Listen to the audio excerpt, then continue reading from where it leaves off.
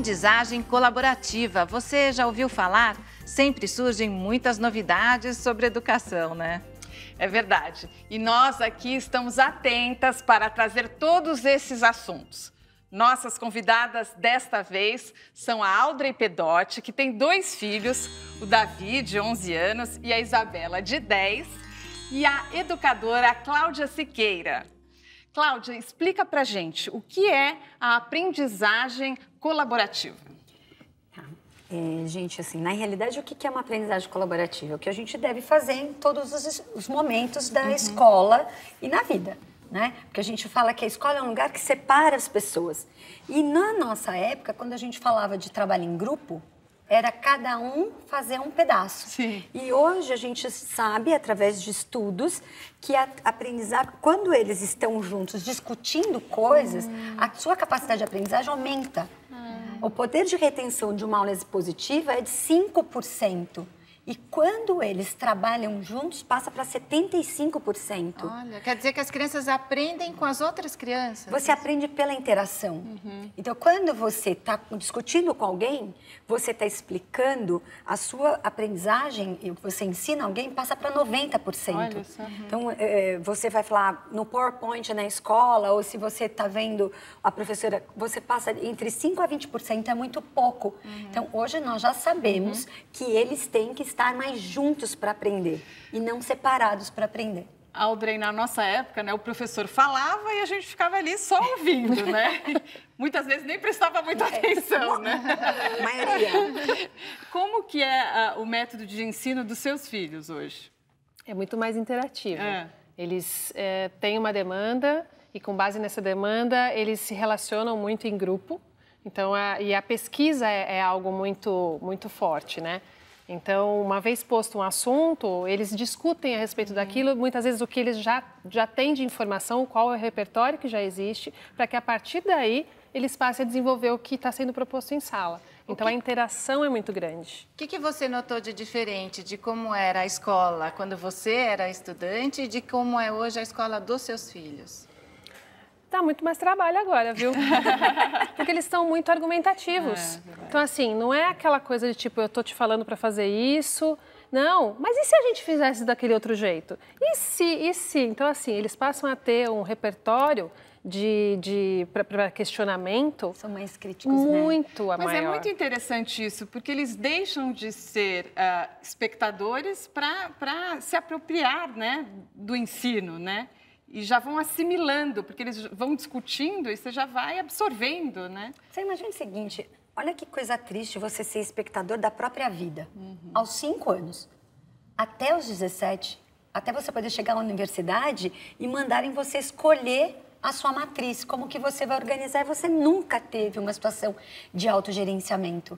A escola é um lugar que, por organização, ela tem uma regulação externa. Faça isso, pegue isso, você senta um atrás do outro. É um controle, mas você não vai desenvolver autonomia. Depois, como que você quer alguém mais crítico, alguém que consiga atuar, se relacionar? Nós sabemos que o que leva alguém para dentro de um mundo corporativo é a sua competência intelectual, mas o que tira é a falta de competência social. 85% das demissões é porque você não sabe trabalhar conjuntamente. Quer dizer, acima de tudo, a escola precisa ensinar a pensar, a ter esse pensamento crítico, né? E dentro desse conhecimento agora, muda também o espaço da sala de aula? Totalmente.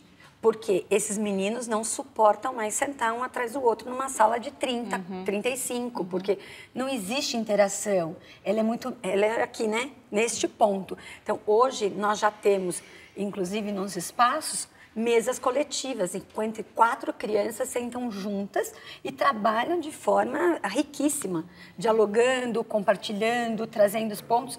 E às vezes você se assusta, né? Mas, poxa, eles sentam juntos? Mas você vai ao cinema, ao restaurante, você não senta junto nos bistrozinhos, que são mais gostosos, né? Tá junto com as pessoas faz mais sentido. Isso te assustou no começo, Audrey? Porque é bem diferente, né? Não sentar mais em fileira, sentar todo mundo junto. Você, sei lá, achou que isso pudesse distrair a atenção deles? Olha, eu não sei se é porque eles estão no colégio desde pequenininhos e tudo isso foi acontecendo de uma forma muito natural. Então, como a Cláudia falou, não teria como colocá-los um atrás do outro, olhando para o professor. Eles não ficariam. Então, assim, essa troca, eu acho que é uma das grandes riquezas, né?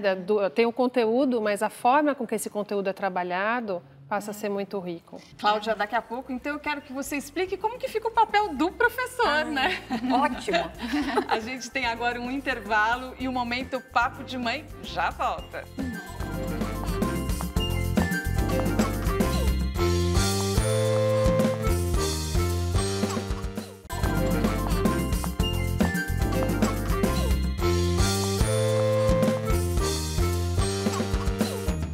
Estamos de volta e o tema é aprendizagem colaborativa. Audrey, conta pra gente como é que é para os seus filhos quando eles percebem que eles podem ensinar também para um amiguinho ou aprender com aquele amigo, e queria saber se também na sua casa a mãe pode ser colaborativa com os filhos. É bastante interessante quando eles se sentem capazes de ajudar um colega. Então, o professor, ele não perde o prestígio, mas ele é como se ele estivesse distribuindo um pouco desse poder, vamos dizer assim, para as crianças. E elas recebem muito bem isso, elas são guardiões ali daquele poder. Então, é bastante interessante essa responsabilidade que eles assumem perante os amigos e eles também pedem ajuda. Muitas vezes a professora está com outro grupo, eles vão e recorrem ao amigo. Então, isso é bastante interessante. E em casa você também, às vezes, é requisitada para ajudá-los, às vezes, numa lição, colaborar? Sim, mas muitas vezes sim, mas como a gente já falou antes, os métodos, né, as formas de ensino mudaram muito da minha época para agora, né? Então, muitas vezes eu peço para que eles me façam uma introdução do que eles estão aprendendo, para que eu tente entender o estilo do raciocínio. Então é uma troca, mas isso também empodera bastante. Legal. Porque eu saio daquela posição, né, de professoral de mãe, e eu falo assim, bom, me ensina um pouco, o que você está sabendo mais do que eu sobre isso? E um ponto muito importante dessa colaboração é o envolvimento dos alunos, né? Porque a gente vê hoje uma geração tão individualista, que fica ali na tecnologia, né? Isolado em casa. É importante eles estarem ali em grupo. E o importante desse grupo, que não é um grupo, que é um montoado de gente. Porque na nossa época, quando a gente falava de trabalho em grupo, era um montoado de gente. Um fazia a capa, outro escrevia. Normalmente só um fazia, os outros assinavam. E tinha o jogral, né? E você falava assim, mas cadê aquela parte? Não, essa pessoa que ia falar isso faltou. Então, o que nós fazemos hoje, toda a pesquisa da Rachel, né, vai trazer o elemento que, primeiro, tem que ter papéis. Quem faz o que no grupo? Segundo, você tem uma série de habilidades desenvolvidas para trabalhar colaborativamente. Então, tem construtores de habilidades. Você tem que desenvolver a escuta. Porque se você pega uma criança que tem uma situação de liderança muito forte, ela engole os outros. Então, como que esse professor assume esse lugar de mediador e vai conduzindo? Né, e ver o controlador do tempo que segura e fala, olha o que fez, o harmonizador no grupo. E tem dentro dessas normas, muito interessante, é falar, ninguém termina enquanto todos não terminam. Então, você tira esse caráter do individual para o coletivo. E, Cláudia, além desse papel de mediador do professor, como que ficou a função dele hoje? Olha, a função ficou mais complexa. Por quê? Até então, sempre nos disseram que nós éramos o quê? O doutor sabe tudo. As pessoas das respostas. Quando você sai desse lugar e você assume um papel de mediar e de empoderar essa criança, dizendo, você é capaz, vamos buscar junto, que é um pouco do que a Audrey está colocando. Filho, fala para mim. Ele fala, como? A minha mãe está me perguntando, a minha professora quer aprender comigo? Eu acho que é um papel mais generoso, porque é um papel mais ouvidor, mais perguntador do que respondedor. E isso gera conflito dentro da gente, porque a nossa educação não foi pautada nessa forma de enxergar os nossos alunos potentes. Então, quando a gente está falando desse menino mais potente, o meu lugar é ficar atrás, né? Eu tô atrás, eu tô na cozinha e eles estão lá. E a gente não pode ser mais o centro da atenção. Então, você não tem um professor na lousa, mas você tem um professor que circula, anda quilômetros dentro de uma sala. Anda quilômetros, mas ele observa muito mais cada indivíduo, ele interage, ele faz posições mais assertivas, porque ele está numa relação, numa aprendizagem colaborativa, não é ele reproduzindo uma série... Sim, né? com conhece certeza. mais os alunos, né? Com certeza. Que é a coisa mais importante do que conhecer com quem você vive. Aí você vai poder desenvolver o potencial, né, de cada um, assim. E que outras coisas, Audrey, você nota assim que são necessárias hoje em dia nessa transformação da educação? Parece que você tem até um trabalho relacionado a isso, né? Da importância de ensinar o aluno a se organizar. Sim. Isso ajuda a aprender? Muito. Às vezes a gente acha que uma criança tem algum problema de aprendizagem ou alguma dificuldade, quando na verdade ela só precisa se organizar para conseguir ter espaço para que todas essas entradas, né, elas possam acontecer de uma forma mais tranquila. Então, muitas vezes não é um problema cognitivo, é um problema de situação. Uma vez que você faz com que ele tenha, por exemplo, uma superfície mais limpa para que ele possa executar um trabalho, isso já vai facilitar muito o trabalho dele. Porque sabendo organizar a parte de fora, você consegue organizar a sua cabeça, né? O seu pensamento. Exatamente. E é um ponto que a escola não está atenta, porque ela não entende isso como currículo. Ela entende isso como currículo oculto. Então, você, entre aspas, você não investe tempo ensinando a criança a se organizar.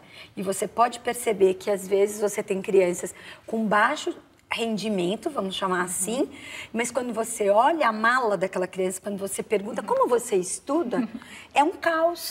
Então, não é que ela tenha uma... Se mandar fazer uma recuperação, ela volta a ter a média, porque ela sabe. Então, falta uma organização e isso precisa ser olhado. Mas a escola não ensina. Então, você pergunta assim, vai ter prova, tem que estudar. Mas qual é o protocolo? Quais são as rubricas de um estudo? Isso começa com crianças pequenas e tem que ir até o final do Fundo 2. Porque no médio ninguém mais vai ensinar um jovem a estudar. Só que a escola não investe tempo ensinando, isso é uma síntese, isso aqui é um mapa conceitual, para dar recursos, que a gente chama de mecanismos de sobrevivência social. Olha, com certeza vocês terão que voltar, porque a gente vai ter muito assunto e é tudo muito interessante. Quero agradecer a vocês por terem vindo. Obrigada. Audrey, quem quiser saber mais sobre o seu trabalho, pode te acessar em rede social. Acho que a melhor fonte isso no Instagram, @organizadaria. Tá legal. E a Cláudia trouxe aqui esse livro que chama Planejando o Trabalho em Grupo, que você citou a Rachel, é isso? É uma tradução dessa... Isso. A Rachel é uma socióloga que ela montou a Escola de Professores de Stanford, que é um curso, que é o STEP, e ela hoje é mentora do Siddhartha, né? Ela está desenvolvendo toda a metodologia aqui. Que é uma escola de São Paulo. Que é uma escola em Cotia. E o que acontece? O trabalho em grupo são 30 anos de pesquisa e nós fizemos a tradução para o português para dar mais acesso à realidade educacional brasileira, para que a gente possa usar isso de uma forma mais potente, seja numa educação pública ou privada. Tá ótimo. Obrigada, viu? Obrigada a vocês. Obrigada. A gente fica por aqui. Até o próximo Momento Papo de Mãe. Até. Tchau.